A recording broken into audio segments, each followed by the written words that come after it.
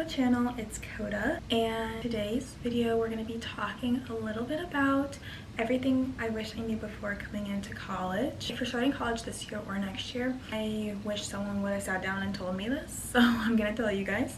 I finished my freshman year of college a couple months ago, and I'm currently at the start of my sophomore year here at the University of Cincinnati. And even just last couple semesters, I've learned so much being here. So today I'm gonna share with you guys everything I wish I knew before college to make it a little bit easier. So let's jump right into it.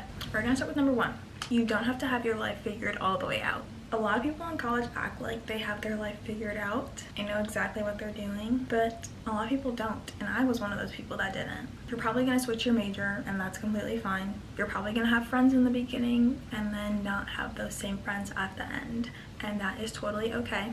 It's also completely fine if college isn't what you expected. It's pretty much life itself, especially with career goals and lifestyle changes, especially when you get older. Like, not everything is going to stay the same, and that's completely fine. You just shouldn't compare yourself to the people that have figured out what they want to do, because you are not in the same time frame in life.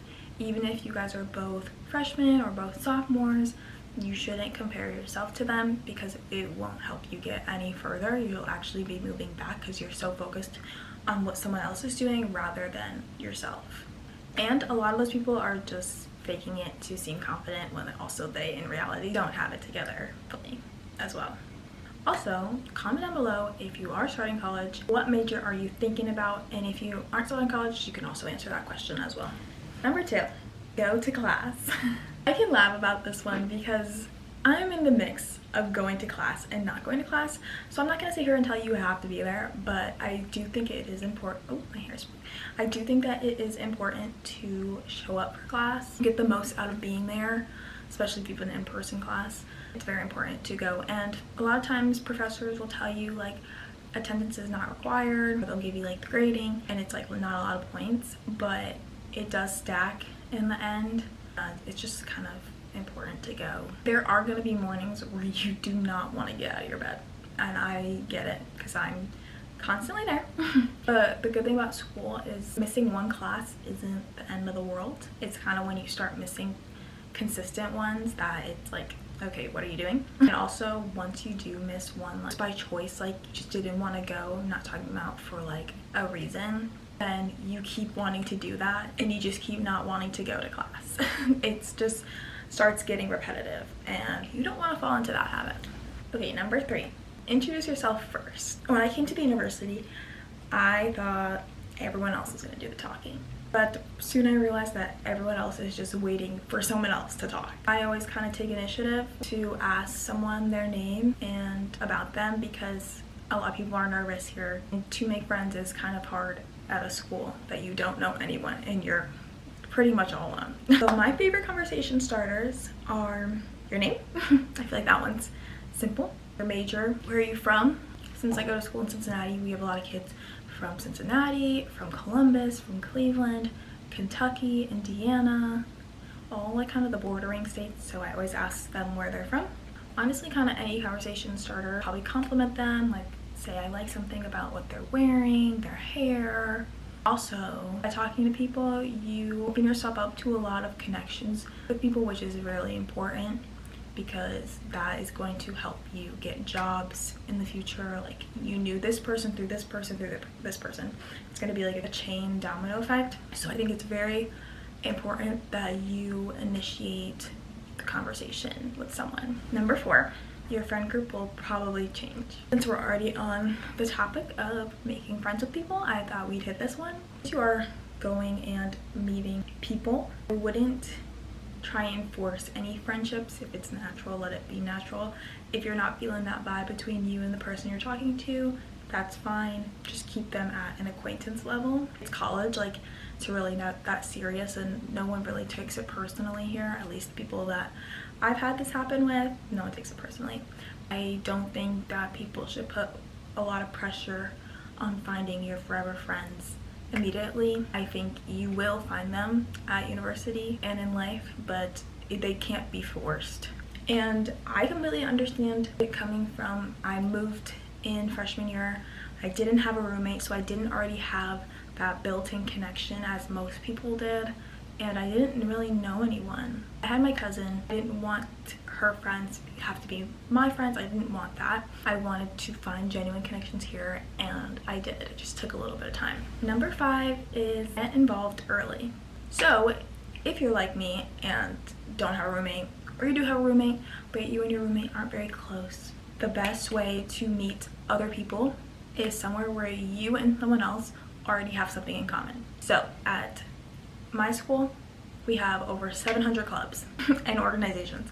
So I bet there is something between you and someone else that you guys share a like for.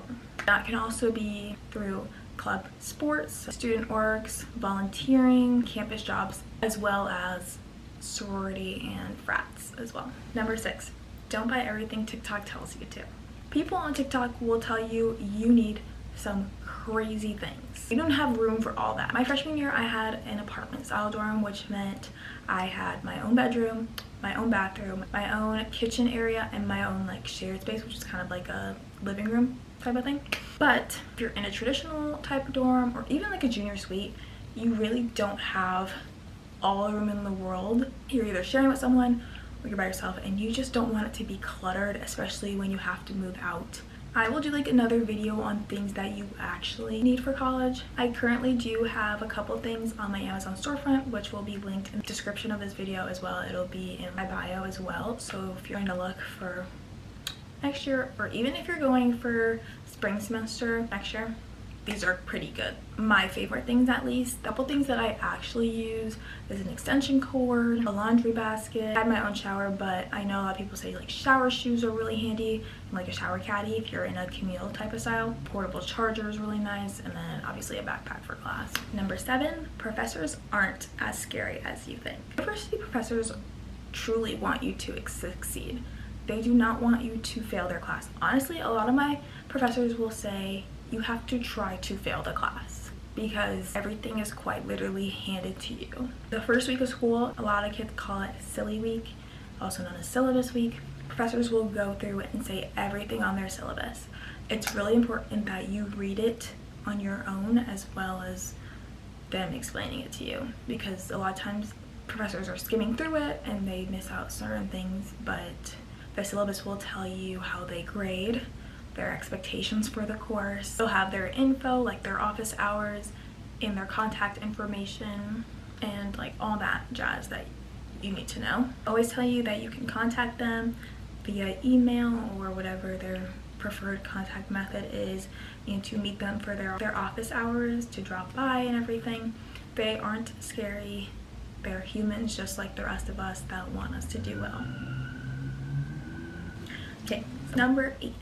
Budgeting. This one is quite big because I didn't realize how expensive I was until I had to pay for myself here. So as an incoming freshman, I would probably have some sort of rough weekly budget that you don't go over a certain limit, especially if you don't have an on-campus job, aka myself.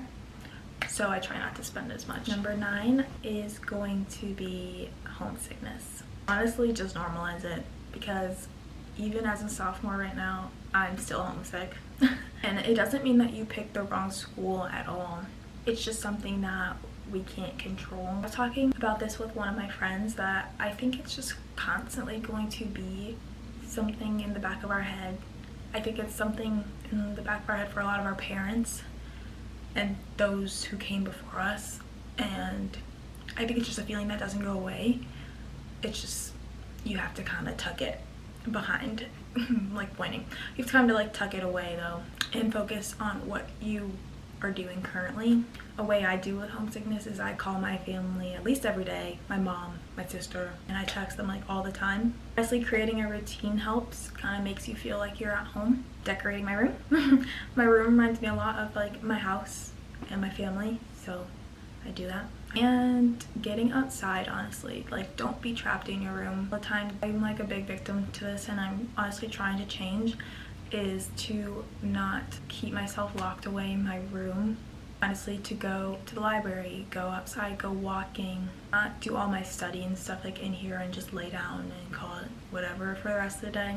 After my classes, honestly, getting outside to get your mind off of things is a great way to remove some of that homesickness feeling. Number 10, comparison. Briefly touched on this quite a while ago, but I'm gonna bring it back up again. Social media is a highlight reel because you might think everyone has friends. Okay, so brief intermission because, oh, and I think it's on an angle now. My camera memory card got full, so I'm gonna try and wrap this up pretty quickly. Pretty much what you see on social media might not be the full reality of someone's life.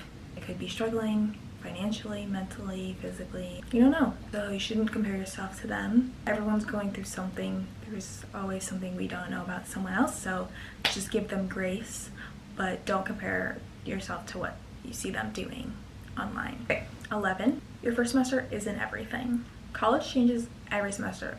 Honestly, every day.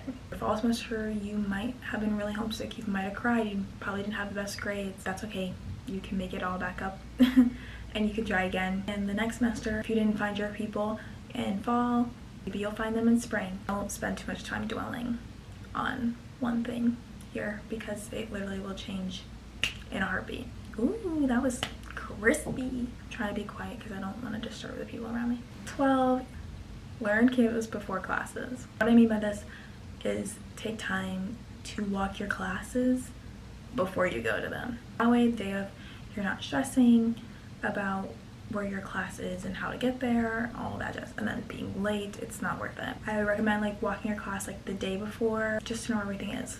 The class, the bathroom, entrances and exits that are closest to you, and the way you gotta go to get back to your dorm or to another class, parking, study spots. And honestly, if you're early to your class, that's way better than being late, so I recommend being early. 13, ask for help. Remind yourself that you are paying to be there, so make sure you use the tutoring, the counseling, the career center, the office hours, and the advisors with zero shame.